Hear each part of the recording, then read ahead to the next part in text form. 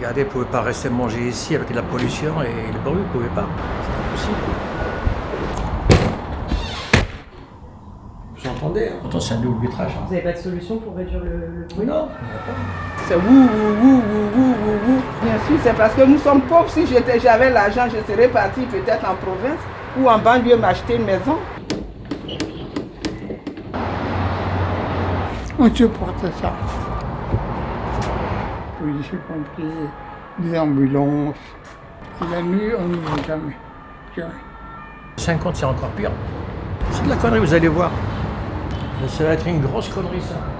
Selon la mairie de Paris, 500 000 riverains du périphérique subissent la pollution sonore, atmosphérique et visuelle de cette rocade de 35 km. Un axe qui concentre 1,2 million de déplacements chaque jour. La municipalité parisienne propose d'y réduire la vitesse de 70 km/h à 50 km/h dès le 1er octobre. Nous, on a rencontré les riverains du périphérique dans 3 lieux. Porte de Bagnolet dans le 20e arrondissement, Porte des Poissonniers dans le 18e et au sud de la capitale près de la porte de Vanves, à Malakoff. Et ce qu'on a cherché à comprendre, c'est comment on construit sa vie face aux pots d'échappement et aux klaxons.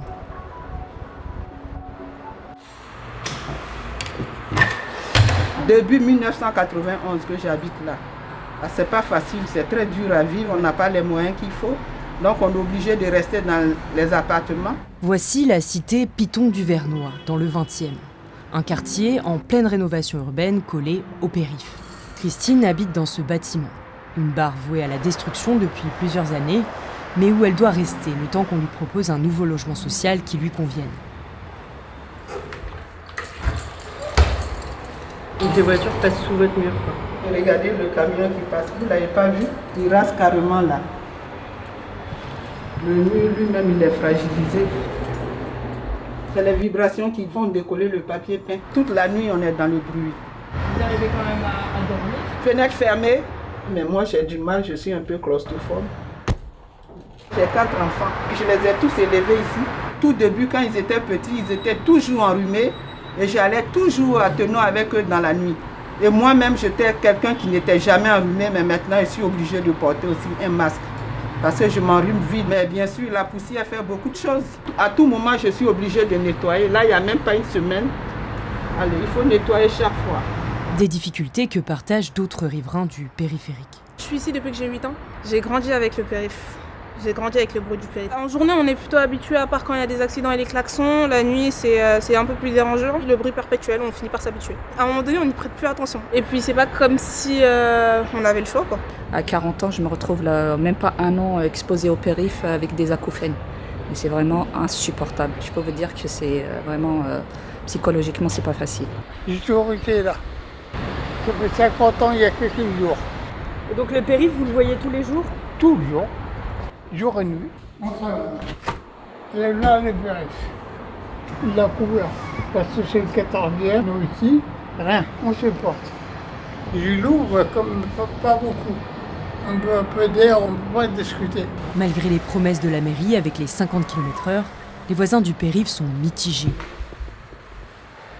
Mais ça fera du bien aux gens. À peine on se couche qu'on a trop de bruit, de sirènes, de police, de pompiers. Vous entendez vous-même. Rares sont les heures où il n'y a pas de bouchons. Si on arrive à 50, il y aura encore plus de bouchons, plus de klaxons, plus de bruit. Ça va être compliqué. S'il y a plus de bouchons, plus d'émissions, je pense que ça va être chaotique. Honnêtement, je pense que ça va être chaotique. Est-ce que ça va changer quelque chose? Je ne sais pas. Je ne vois pas où est-ce qu'elle sera la différence, en tout cas pour tout ce qui est sonorisation et tout ça. Ça va encore peut-être être plus pénible parce qu'il y aura des klaxonnements, ça ne va pas rouler assez vite. Même réticence chez Omar, qui a une vue plongeante sur le périph' dans le 18e arrondissement. Et la pollution, c'est quoi? C'est les voitures, elles sont à l'arrêt, elles dégagent encore plus. C'est encore pire. Vous pensez que ça va créer plus de bouchons? Bien sûr, plus de bouchons, plus de pollution. Bon, ça, c'est de la connerie, ça. Ça, c'est la plus grosse connerie qu'elle va encore nous faire. Hein. La municipalité n'a pas mené d'études d'impact avant d'annoncer l'abaissement de la vitesse au 1er octobre. Mais elle affirme qu'un gain de 2 à 3 décibels la nuit pourrait être obtenu à 50 km/h. Quant à la réduction de la pollution atmosphérique à 50 km/h, les études scientifiques restent contradictoires et n'ont jamais étudié ce scénario urbain en particulier.